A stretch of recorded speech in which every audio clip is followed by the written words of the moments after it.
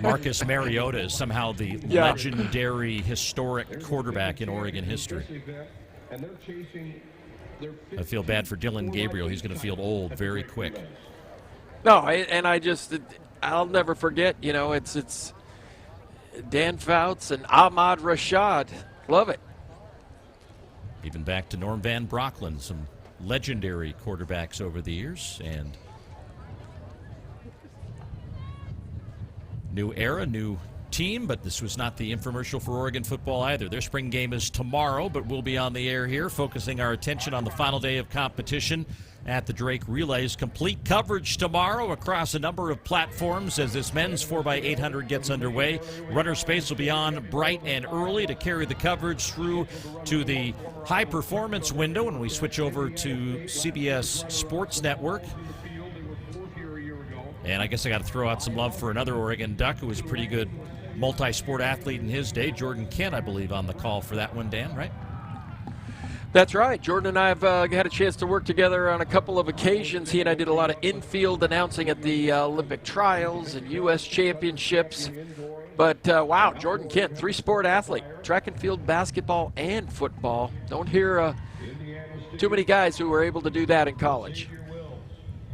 So that window will be 2 hours on CBS Sports Network, and then Dan will rejoin me after that broadcast call, and we'll carry through on those final collegiate races that will carry us to the end of the night. Meantime, we're here watching the racing in the men's 4x8 as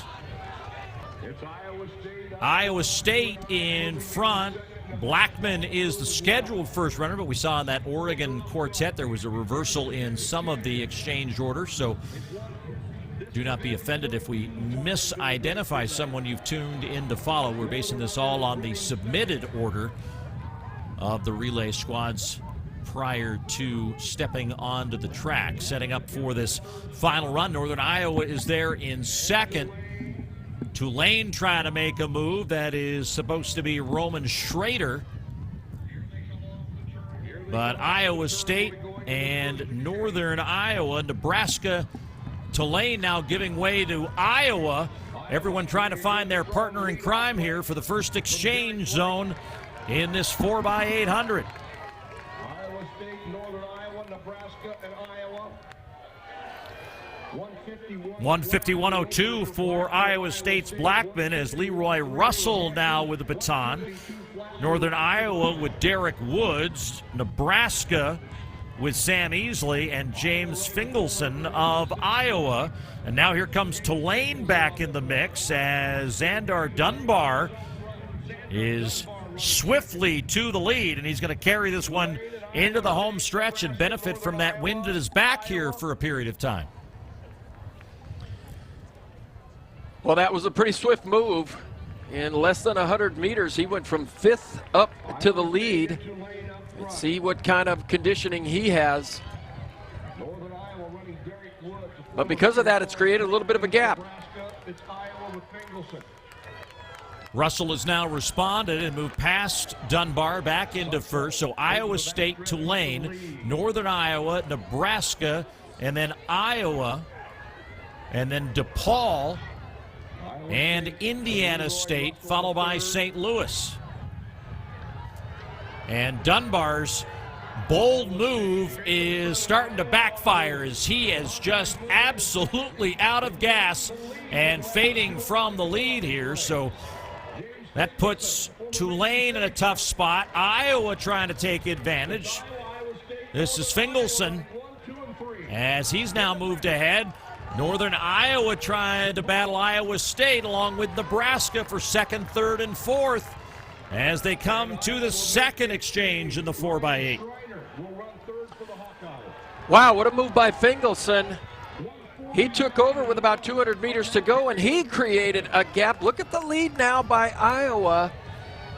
But Fingelson got things really moving for the Hawkeyes there, and that was somebody who just looked like they ran within themselves and just felt good and said, I got to let it all hang out. And here we go with Schreiner, Ryan Schreiner for the Hawkeyes up front now. So Iowa, Northern Iowa, Nebraska, and then Iowa State And then a big gap back to Indiana State in 5th. He was 4th in the trials at 800 meters. And here comes Iowa's Ryan Schreiner as he will set the stage for the final lap of leg number 3 in this collegiate university men's 4x8.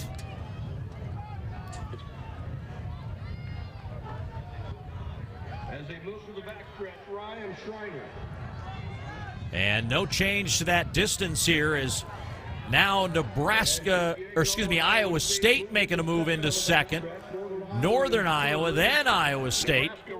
And Schreiner now with a half lap to go. That lead's starting to collapse just a bit, Dan, but he's trying to sustain it. But as I say that, here comes the freight train of Iowa State.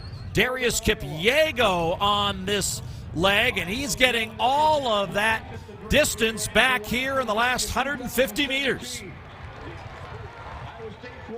Reeling them in. That's what makes the relays so fun.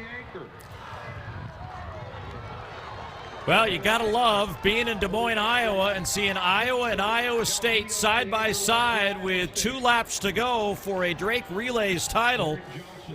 Tarek Johnson now moves to the lead for Iowa, and he is well and away from Emmanuel Galdino, is taking the more patient path here in lap number 1 and closing the gap. Nebraska and Northern Iowa not entirely out of this yet, but they've got a lot of ground to make up on the leader from Iowa.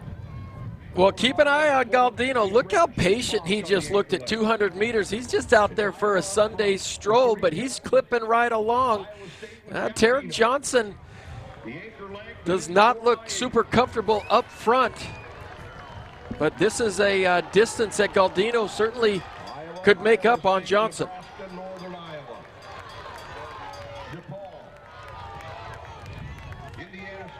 So we'll see what happens and unfolds here on the last lap. You start to see Johnson of Iowa start to go to the arms and to the legs, and he's trying to stretch out that lead just a bit. Galdino trying to hold on, but